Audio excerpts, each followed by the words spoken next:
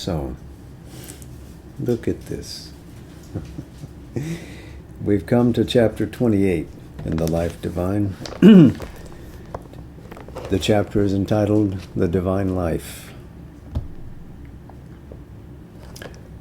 In Book 1, there are 28 chapters. In Book 2, there are 28 chapters. Symmetry, balance. We presume that this was written by Sri Aurobindo in 1939. And I think we can presume that since it was published in 1940, it is likely that our dear friend and colleague, mentor, spiritual father to so many, M.P. Pundit, had the honor of typing it out.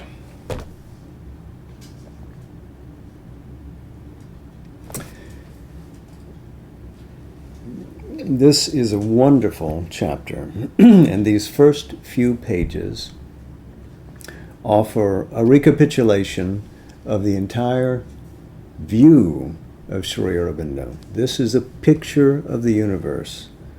As he might say in Savitri, it is a compendium of the vast. As always, he opens with citations, which he called mottos, and all of these are from the Rig Veda.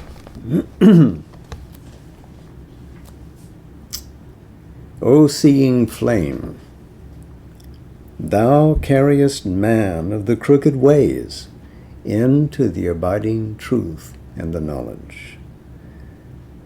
The seeing flame is Agni, who is stationed in your own heart, in your own individual being.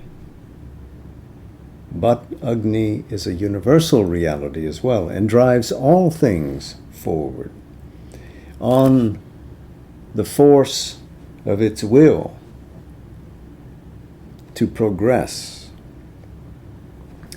carrying us from limited being to fulfilling being, from a crooked path to a path that leads straight to a goal, a sadhana.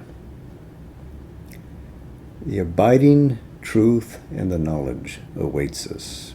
We may begin imperfectly, but we have the surety of that beckoning us because it already lives inside of us, in that fire. The next is not addressed to Agni, but to Indra, the Lord of the divine mind. It says, I purify earth and heaven by the truth, Rtena. So it is not that Indra possesses the truth, but he receives the truth and he transmits it.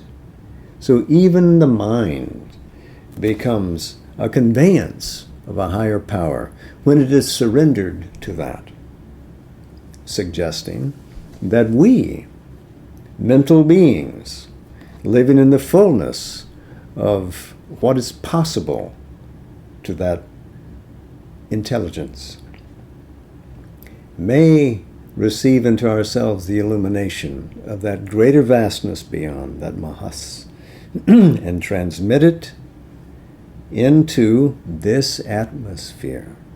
I purify earth and heaven, he says, by the truth. His own realm, the mind in its purest form, is also purified by the descent of that truth. The third citation is addressed to Soma, the Lord of delight. His ecstasy, and one who holds it, sets into motion the two births, the human self-expression and the divine, and moves between them. What unites the realm of the gods with the realm of the humans is this experience, this shared experience of delight, which rises from the experience of oneness, oneness of essential reality. The next citation is also addressed to Soma, the Lord of Delight. May the invincible rays of his intuition be there seeking immortality, pervading both the births, for by them he sets flowing in one movement human strengths and things divine. Again, it is the immortalizing Ananda, the exhilarating touch of the divine consciousness that unites and establishes a commerce between the divine above and the human spheres here, and through the human reaching into the rest of the earthly existence. So the two births mentioned in the previous citation and in this one, the birth into the human body, precious. As the Tantra says, it is priceless to attain a human birth. But the greater birth is to be born into the divine consciousness. But both are necessary for the fulfillment of our mission on this globe. The final citation is again addressed to Agni, the mystic fire. Let all accept thy will, when thou art born a living God from the dry tree, that they may attain to divinity and reach by the speed of thy movements to possession of the truth and the immortality. So as a symbol, this dry branch, this piece of wood, contains in it implicitly the reality of Agni. And when it is ignited, then Agni uses all of existence as its fuel to speed forward in its growth. Just so, the soul, emerging from what seems to be the prison of a material existence, forces itself out with the might of its implied spirit and goes forth on an adventure in the world. And of course, since Agni is that tongue of the divine here upon the earth, everything it tastes, it offers. It sends back to its own superconscient home above. So in that way, also betokens what we do in the growth of our own psychic being, in the discovery of our own soul power as we go coursing through the cosmos. So now we come to this sublime chapter, the divine life.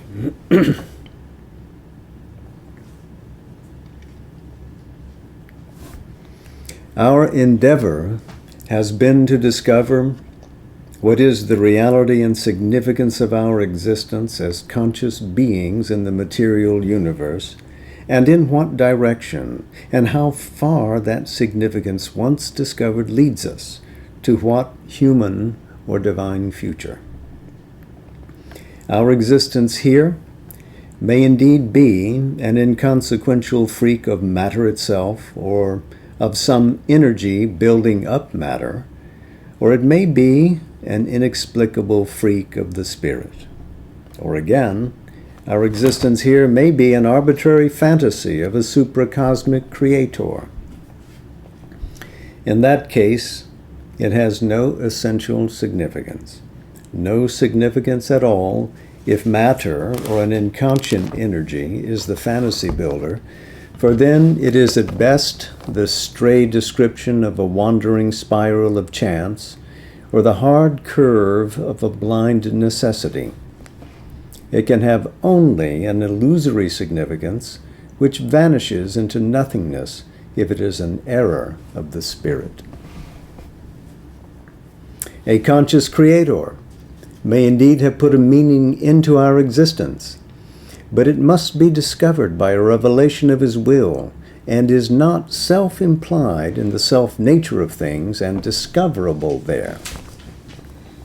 But if there is a self-existent reality, of which our existence here is a result, then there must be a truth of that reality which is manifesting, working itself out, evolving here, and what will be the significance of our own being and life.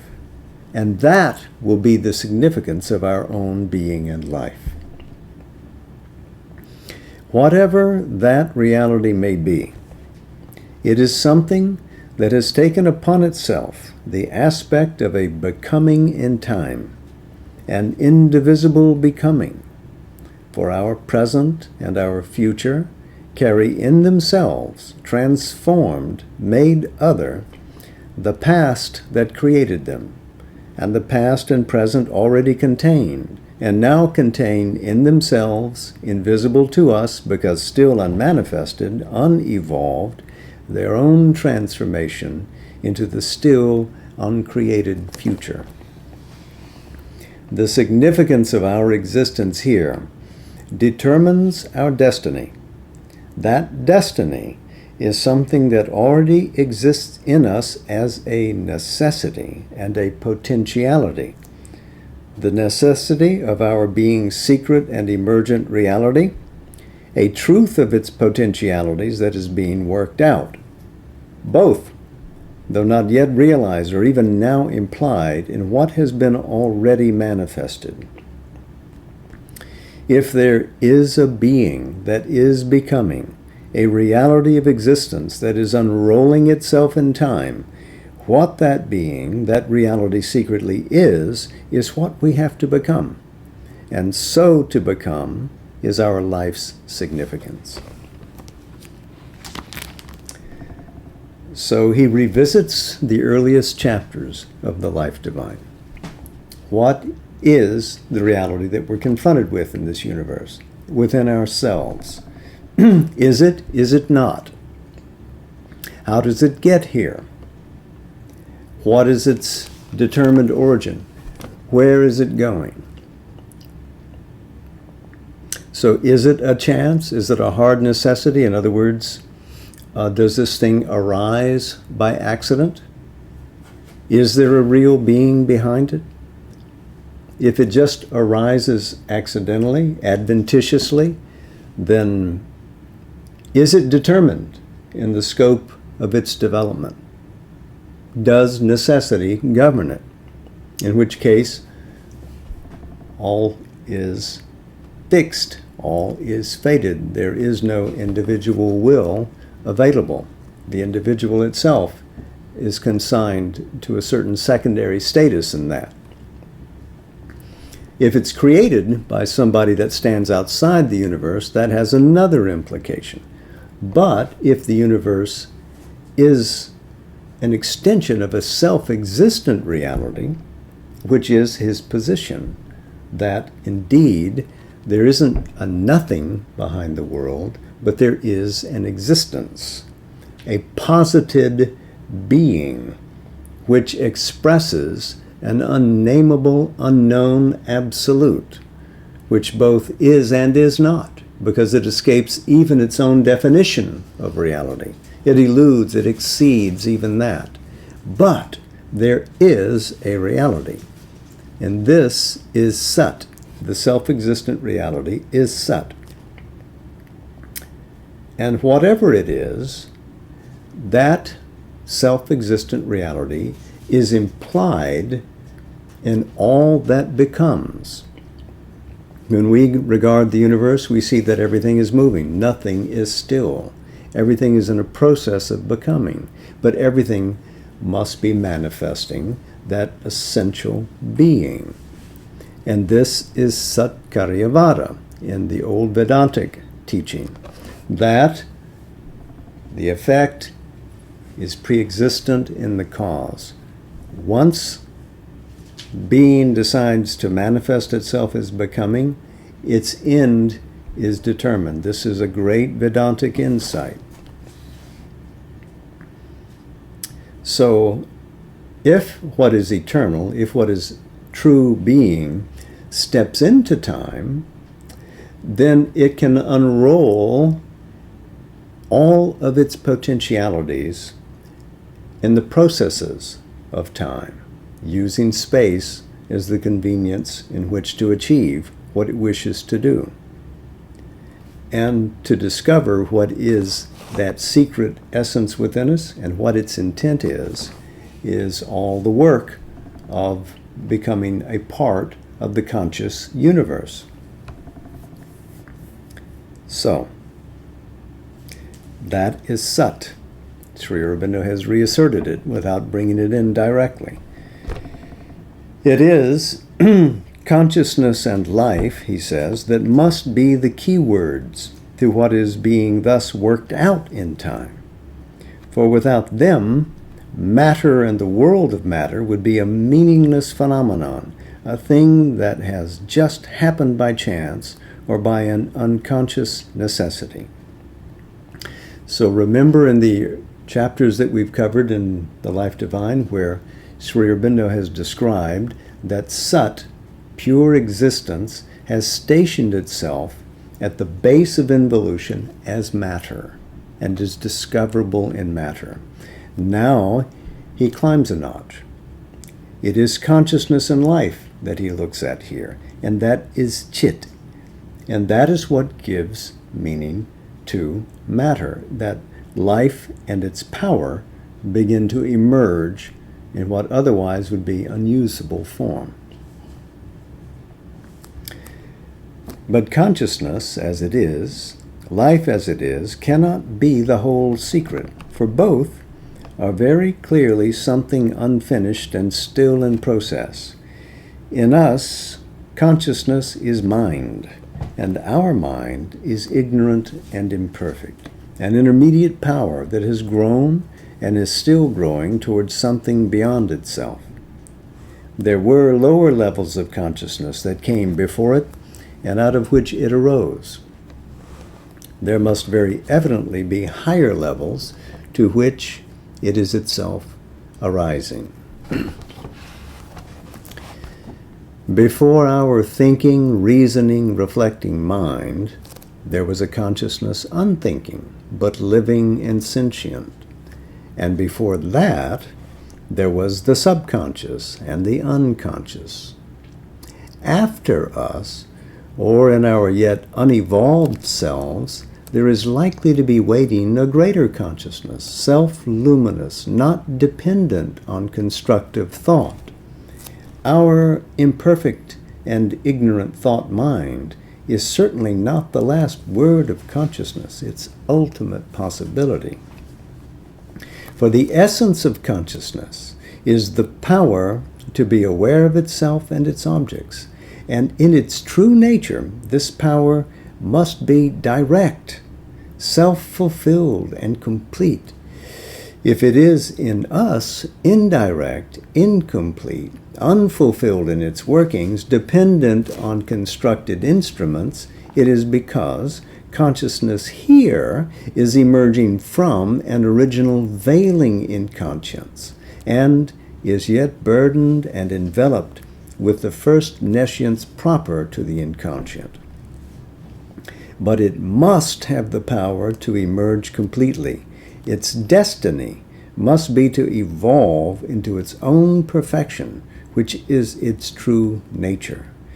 Its true nature is to be wholly aware of its objects, and of these objects, the first is self, the being which is evolving its consciousness here.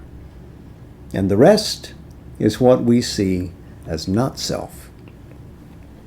But if existence is indivisible, that too must in reality be self. The destiny of evolving consciousness must be, then, to become perfect in its awareness, entirely aware of self, and all aware. So this goes back to the nature of Chit. Sat Chit. Consciousness cannot get lost, totally lost, even in the inconscient involution. It is still there in its full power, but hidden. And if it has the capacity to emerge, it must have the capacity to emerge completely, to utterly fulfill itself. And that is what we have to do in the course of evolution. But the evolution first discloses the nature of the self. We become aware as conscious evolving beings of who we are. But knowing that self here and other must ultimately be one and indivisible, our consciousness is not full until we can include and identify with all others, discover that there is only one self, a common self, and be awake to that as well as to the truth of our own essence.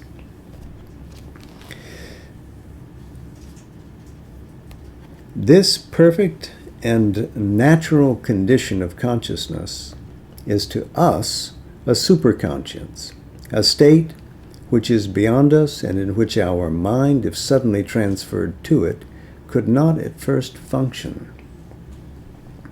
But it is towards that superconscience that our conscious being must be evolving.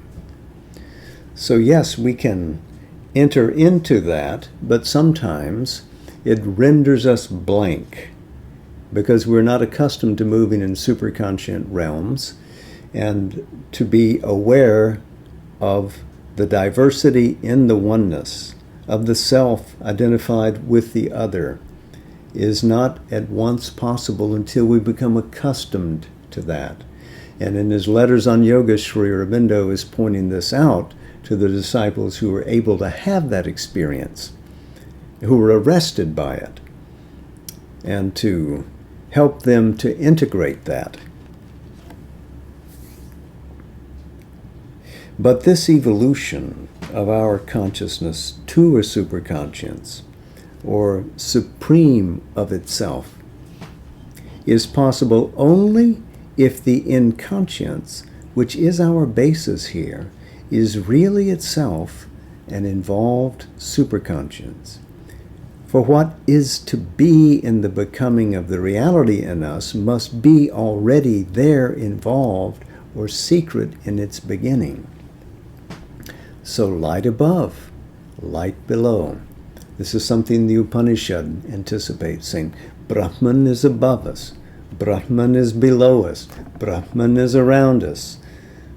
Wherever you go in the universe, in the whole scale of existence, only that same divinity is present. There is no other.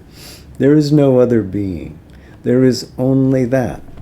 So, the superconscient range is implied in the inconscient. It may seem like it is stunned in the stone, but there, below that in the inconscience of which the stone is an upraised form and name, lies the same superconscience. The supramental above is also below. And as it descends from above and strikes at the roots of the inconscience, the sleeping supramental, the superconscience at the base of all, begins to rise. And it's that nexus where they meet that causes the shattering change in consciousness and form that we look forward to and which we call transformation. Such an involved being or power we can well conceive the inconscient to be when we closely regard this material creation of an unconscious energy and see it laboring out with curious construction and infinite device the work of a vast involved intelligence, and see too that we ourselves are something of that intelligence evolving out of its involution, an emerging consciousness whose emergence cannot stop short on the way until the involved has evolved and revealed itself as a supreme, totally self-aware and all-aware intelligence. It is this to which we have given the name of supermind or gnosis. For that evidently must be the consciousness of the reality, the being, the spirit that is secret in us and slowly manifesting here. Of that being, we are the becomings and must grow into its nature.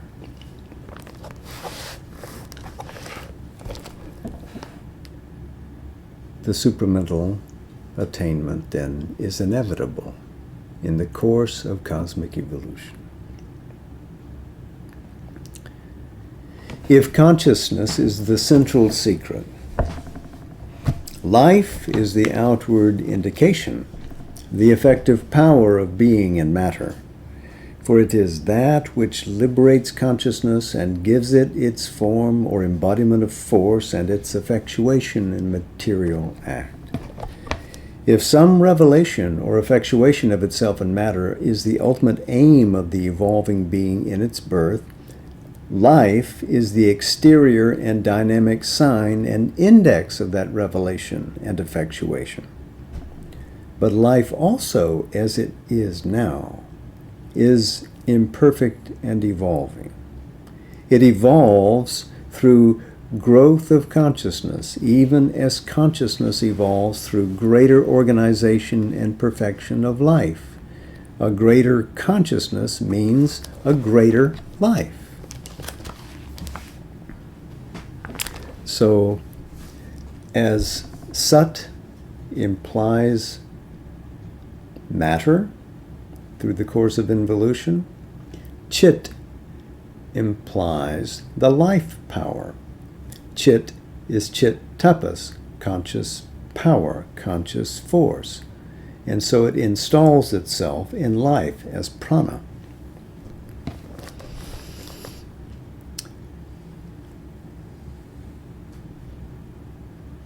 Man, the mental being, has an imperfect life because mind is not the first and highest power of consciousness of the being. Even if mind were perfected, there would be still something yet to be realized, not yet manifested.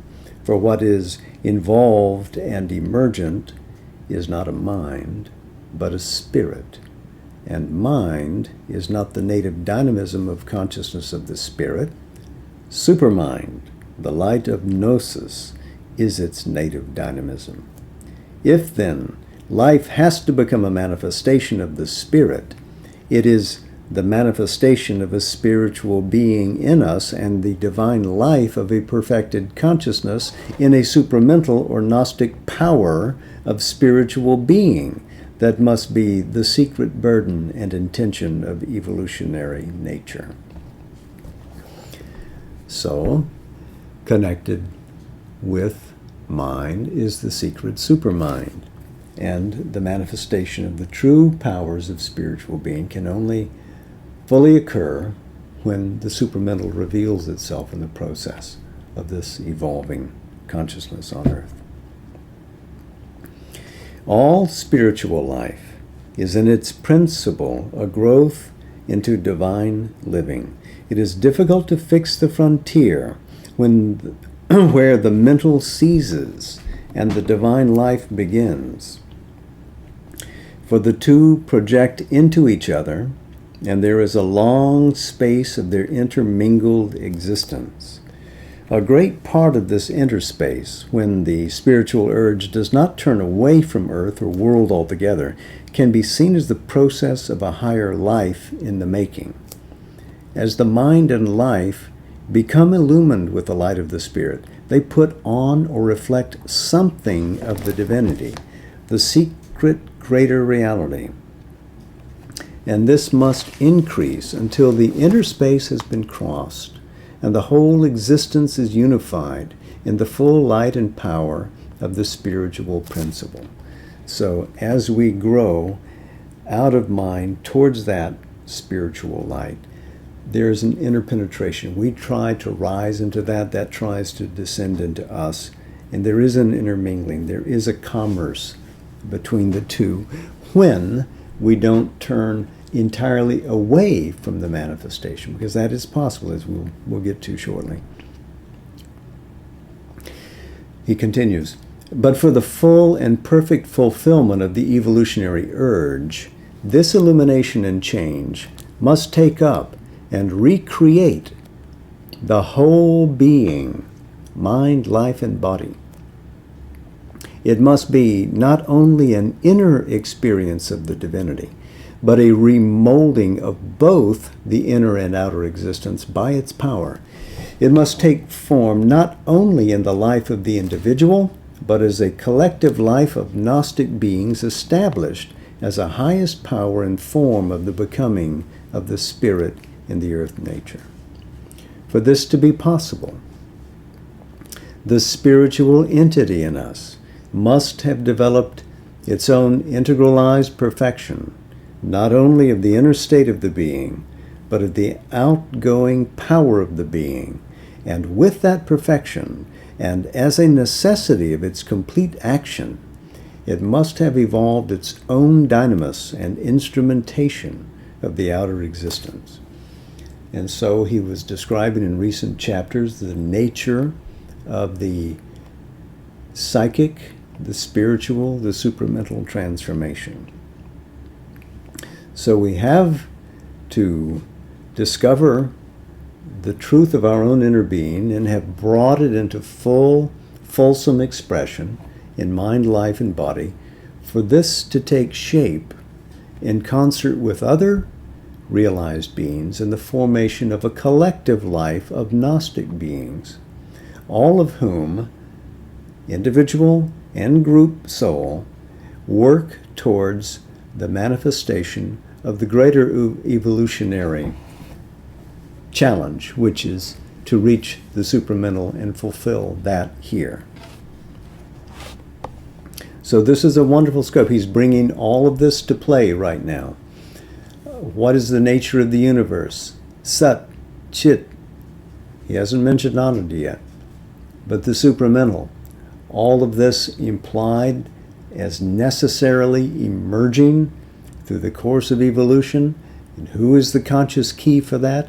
But the awakening individual, first discovering self, then discovering oneness with nature around, then discovering that this can be felt in all of our being, and we can uplift and reshape our nature, and then find in our fellows the same nature, the same conscious powers, and unite and collectivize our action and practice a collective yoga, if you will, and go forward in that vein.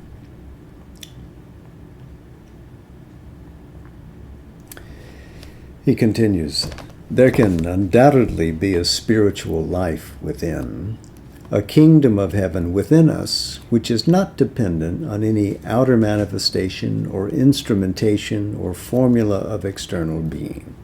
So we can validly have an interior spiritual life that ignores nature. The inner life has a supreme spiritual importance, and the outer has a value only insofar as it is expressive of the inner status. However, the man of spiritual realization,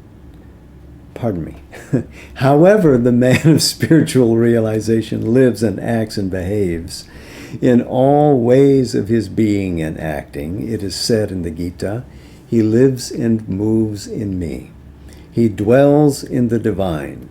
He has realized the spiritual existence. This is Bhagavad Gita, chapter 6, verse 31. Quote, the yogin who has taken his stand on oneness and loves me in all beings, however and in all ways he lives and acts in me.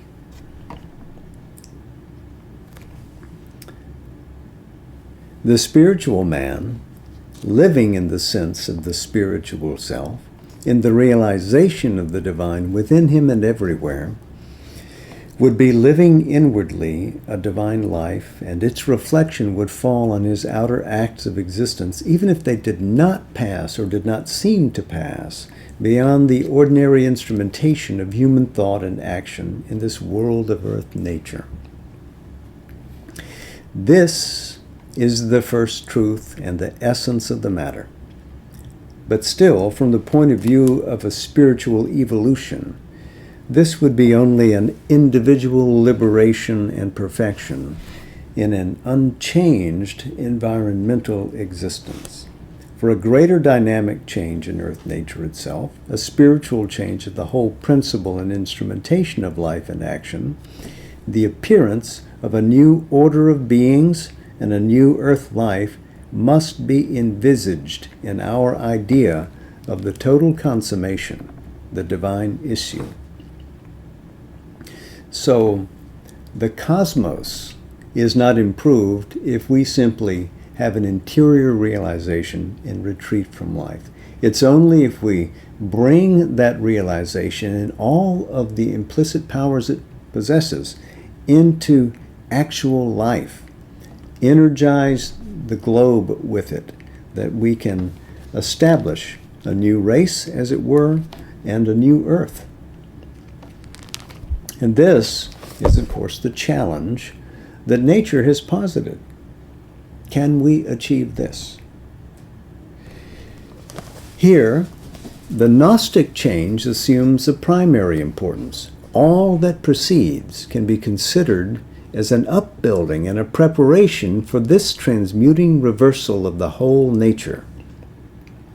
For it is a Gnostic way of dynamic living that must be the fulfilled divine life on earth, a way of living that develops higher instruments of world knowledge and world action for the dynamization of consciousness in the physical existence, and takes up and transforms the values of a world of material nature.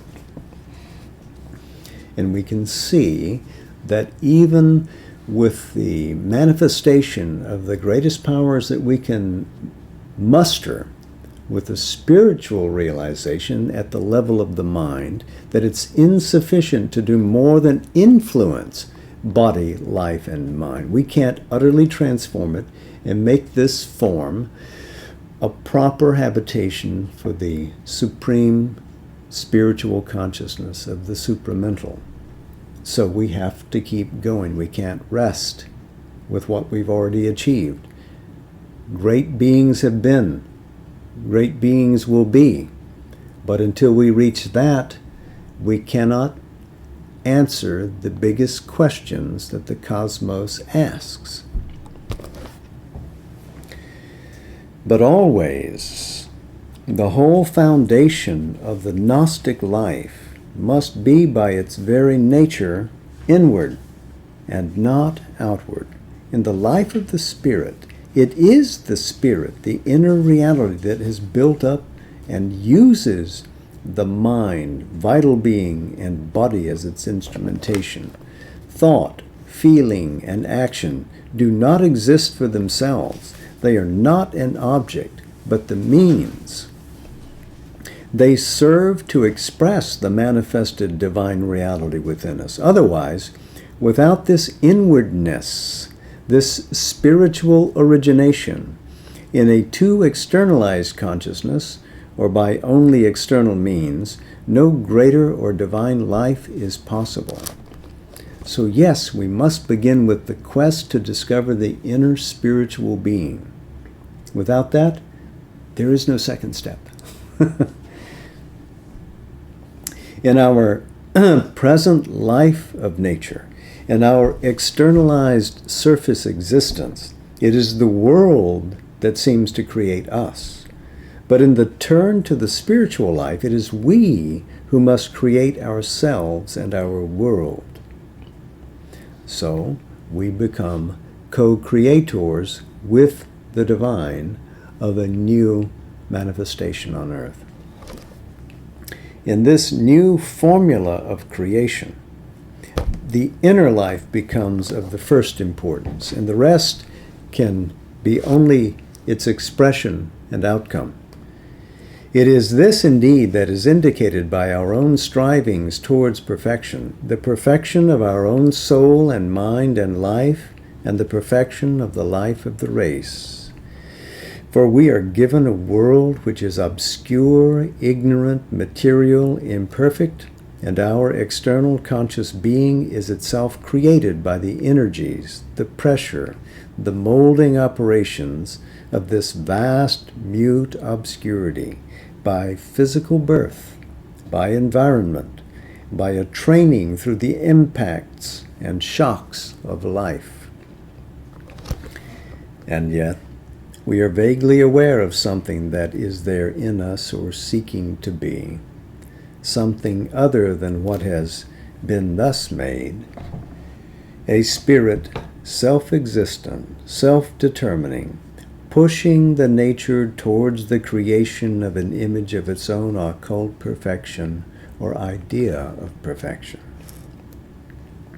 There is something that grows in us in answer to this demand, that strives to become the image of a divine somewhat, and is impelled also to labor at the world outside that has been given to it, and to remake that too in a greater image, in the image of its own spiritual and mental and vital growth, to make our world too something created according to our own mind and self-conceiving spirit, something new, harmonious, perfect. So you see, it's a wonderful restatement of his whole philosophy, compressed into just a few paragraphs, a handful of pages. We'll go another paragraph. But our mind is obscure, partial in its notions, misled by opposite surface appearances, divided between various possibilities. It is led in 3 different directions, to any of which it may give an exclusive preference.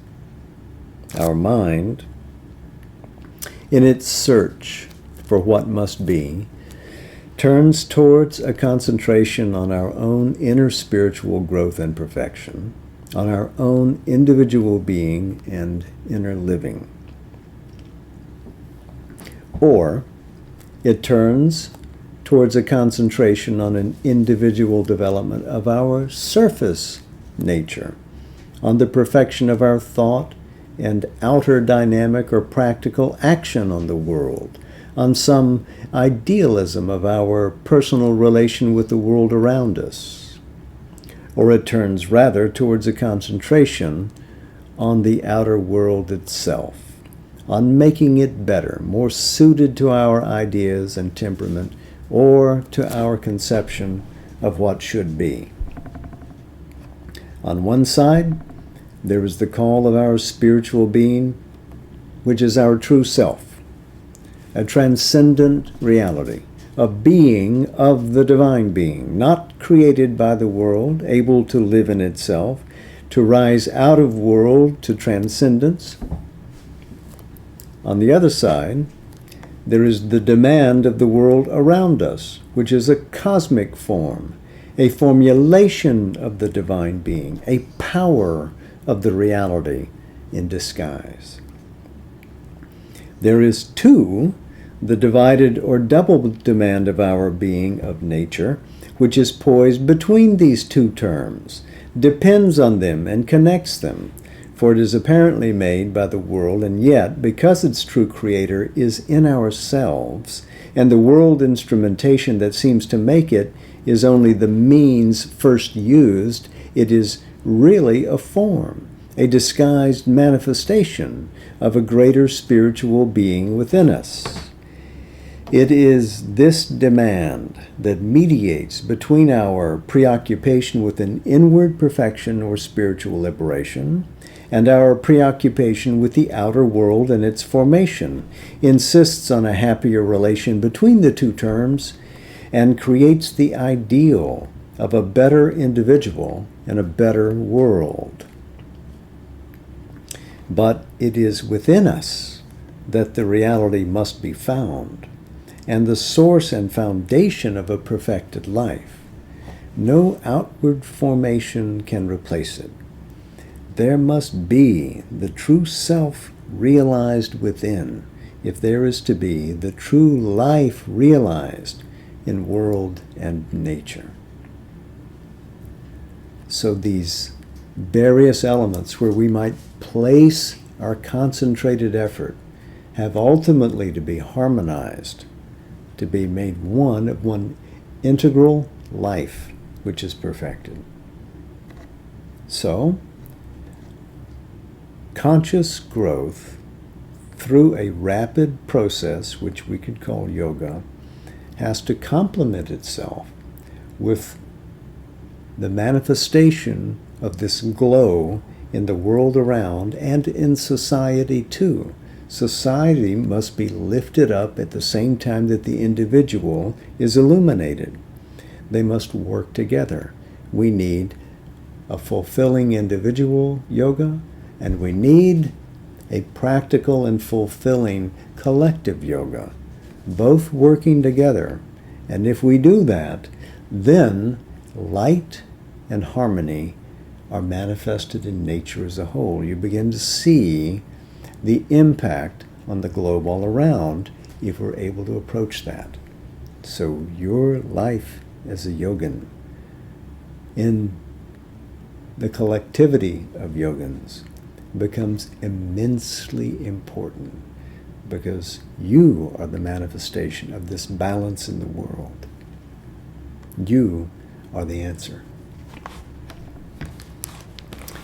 I think we'll pause there, and we'll continue in the last chapter, the final chapter of the Life Divine, next week. And if my voice will permit me to croak out a few lines of Savitri, we'll read from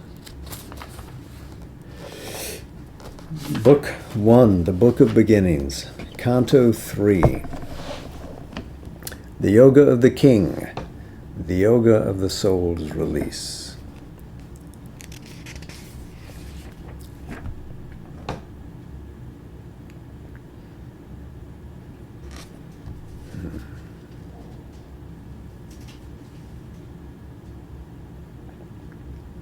A world's desire compelled her mortal birth. One in the front of the immemorial quest, protagonist of the mysterious play in which the unknown pursues himself through forms and limits his eternity by the hours, and the blind void struggles to live and see, a thinker and toiler in the ideal's air, brought down to earth's dumb need her radiant power. His was a spirit that stooped from larger spheres into our province of ephemeral sight, a colonist from immortality, a pointing beam on earth's uncertain roads. His birth held up a symbol and a sign. His human self, like a translucent cloak, covered the all-wise who leads the unseeing world.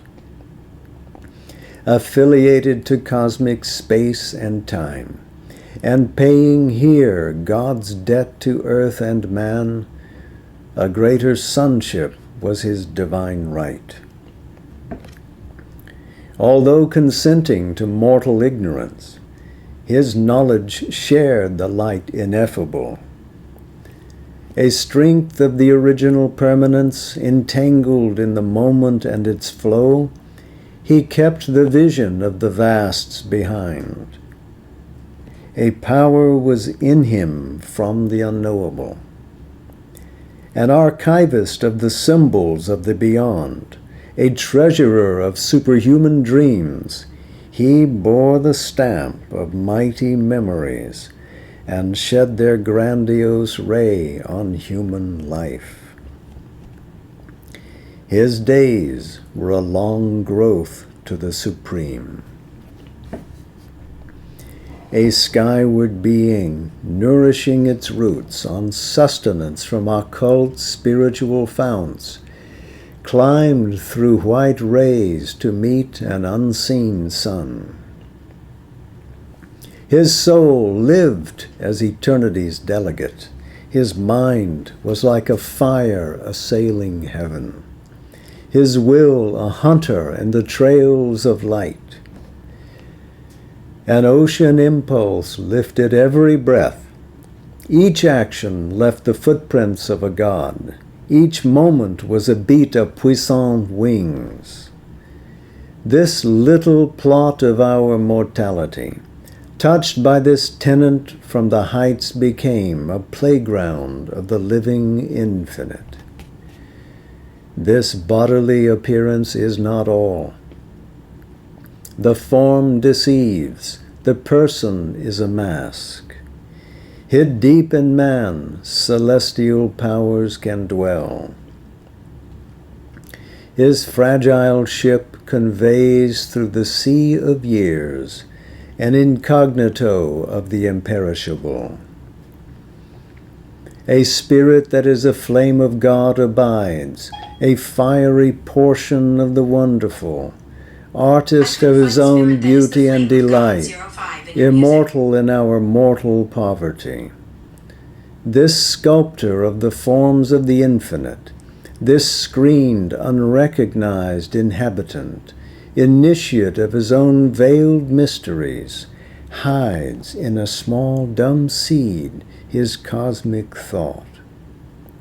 In the mute strength of the occult idea, determining predestined shape and act, passenger from life to life, from scale to scale, changing his imaged self from form to form. He regards the icon growing by his gaze, and in the worm foresees the coming God. At last, the traveler in the paths of time arrives on the frontiers of eternity. In the transient symbol of humanity draped, he feels his substance of undying self and loses his kinship to mortality. A beam of the eternal smites his heart. His thought stretches into infinitude. All in him turns to spirit vastnesses. His soul breaks out to join the oversoul. His life is oceaned by that super life.